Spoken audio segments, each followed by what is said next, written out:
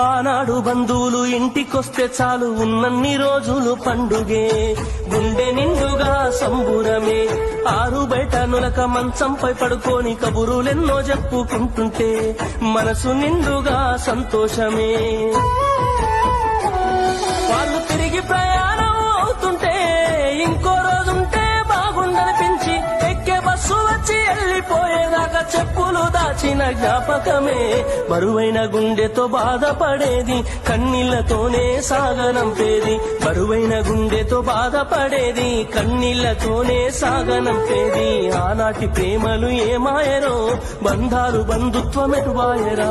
డబ్బు బంధాలే మిగిలేనురో, మనుషులే దూరమయ్యేనురా.